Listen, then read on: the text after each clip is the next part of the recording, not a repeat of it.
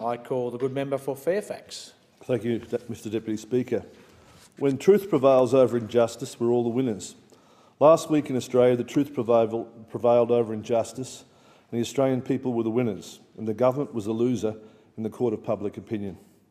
Australia's debt is around 12% of GDP, according to the OECD, and the average debt for the OECD is 73%. The IMF confirms this position. Australia's debt is 12% of GDP, and the average OECD is 73%. So while Australia is only one of 13 countries in the world with a AAA credit rating, the best rating in the world, one of the lowest debt levels in the world, the Treasurer and the Prime Minister tell all Australians we have a debt problem. Why do they tell such untruths to the whole country? No member of Parliament should vote for any appropriation bill for a government that lies to Australians and does so for an improper purpose. It seems the Liberal Party wants to fool Australians and grab their money and grab control of their lives. The Prime Minister keeps telling Australians that we all have to share the burden.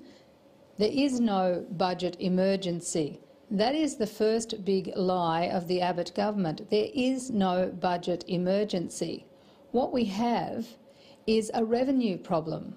We need to raise money, and it is just incredibly dishonest for the Abbott government to run around citing the Commission of Audit as if it was some independent analysis of the situation. It is not. They were given strict terms of reference by the Abbott government to ignore raising revenue and instead focus entirely on cutting services. That is not the way you would analyse the budgetary situation or come up with solutions. Well, what about public broadcasters, Mr Abbott? Another soft target? Are the ABC and SBS in the firing line? I trust everyone actually listened to what Joe Hockey has said last week and again this week. No cuts to education, no cuts to health, no change to pensions, no change to the GST, and no cuts to the ABC or SBS.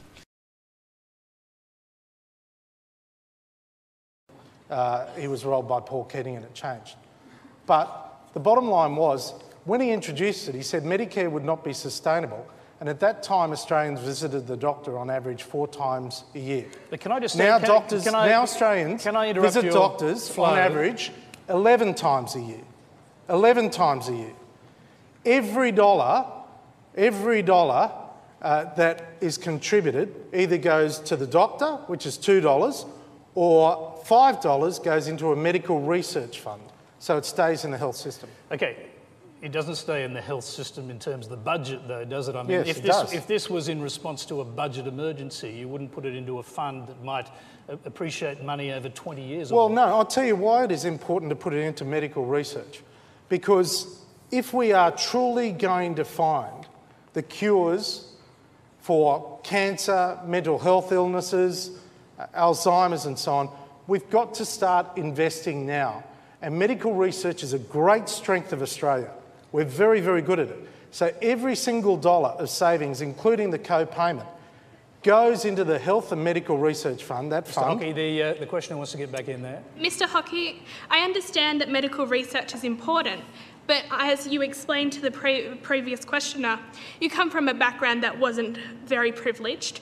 How do you propose that people who live paycheck to paycheck and aren't earning very much money here in the Western Sydney area, how can they afford a total of $63 if, you know, that's a food budget, that's petrol for the week? How do you propose, it's not planned. How can you plan that your children are sick? The chairman of the recent National Commission of Audit, Tony Shepherd, says Australians visit the doctor too often. All Australians on average go to the doctor now 11 times per year. I just don't think we're that crook. So, are we really going to the doctor 11 times a year? Medicare data shows that in 2013 there were over 128 million visits to GPs. That means on average Australians visit their GP 5.6 times a year. Federal Health Department statistics, which also include specialists and psychiatrists, show that when all doctor visits are included, the average Australian makes 6.9 visits to the doctor each year. OECD data shows Australia is almost identical to the average number of visits across 35 developed nations. Australians do use, on average, 15 Medicare services a year.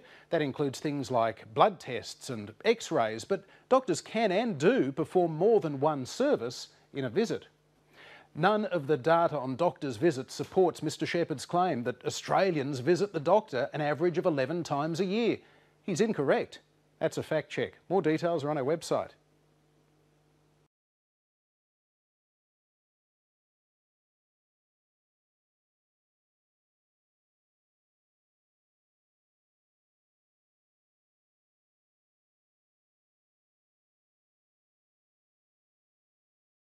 Of course, a pleasure to stand here before the Parliament to help to debunk the myth that there is a budget emergency. There is no budget emergency, Mr Deputy Speaker, despite what those opposite have tried to convince the Australian public to justify their ideological attacks on public services in this country. Despite the rhetoric from the Liberals and Nationals, Australia's economy is the envy of the world. We've got a record of continuous economic growth over the last 22 years that is to be acknowledged and celebrated. During Labor's period of office, we moved from being the 15th biggest economy in the world to being the 12th. Our GDP per capita ranking moved from being the 17th best in the world to the 8th best. We have a AAA credit rating from the three main ratings agencies, and we maintained it through the global financial crisis. By the time we left office, we were one of only 8 countries in the world that had these 3 AAA credit ratings with a stable outlook. According to Credit Suisse's Global Wealth Report, in 2013 Australia was #1 in the world for median adult wealth.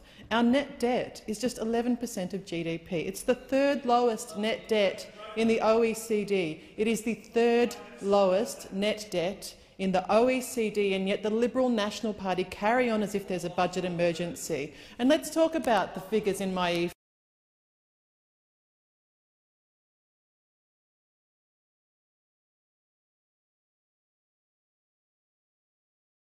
You tried to imply that Australia was doing badly compared to other countries, for example, in the G20. Could you name any other G20 economy that has only a national debt of 23% of GDP, a 3% fiscal deficit, 3% growth in its 22nd year of continuous growth, unemployment of less than 6%, a strong currency and massive mineral resources?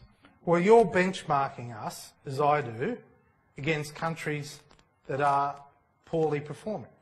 Our benchmark in Australia is to be the best in the world.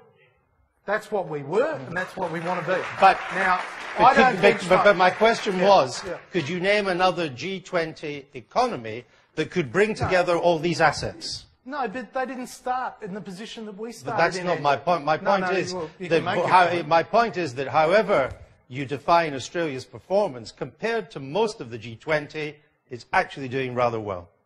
I don't accept the basis of your question, which assumes that it's okay for us to underperform our benchmark. We have to be at our best. We've got to be able to compete. But I'm talking about the G20. Well, yeah, I know the G20. That includes, I chair it. I'm familiar with it, right? Then if you chair it, I'll ask her a third time, and I'll maybe get an answer. Could you name me a G20 country that could bring all the, I'll read them out if you want again, all these economic assets together? Could you name me one? No, and I tell you why. Because they did not start in the same blessed position that we started in 7 years ago. We had no net debt. We had 4% unemployment. We have enjoyed the best terms of trade in the history of our nation. So you're not doing badly? And sorry, hang on.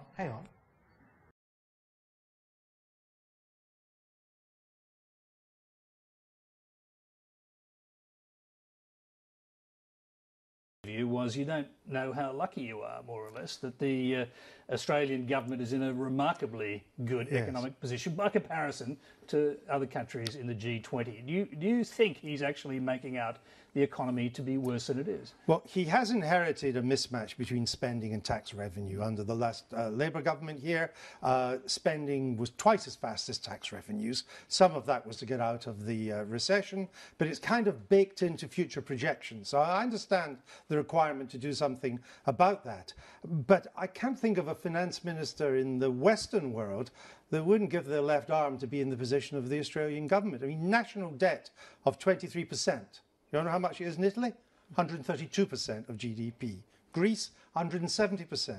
Even the United Kingdom, 80%, using other criteria, as much as 100%. A deficit of 3% every year. Now, these are figures you may want to deal with, but you're not dealing with a crisis compared to the situation in Europe or even the United States. Is there politically, as you perceive it, a reason to create an atmosphere of crisis when you're going to bring down a tough government and rein in pensions and possibly aged care and put payments, extra payments on people's going to the doctor and so on?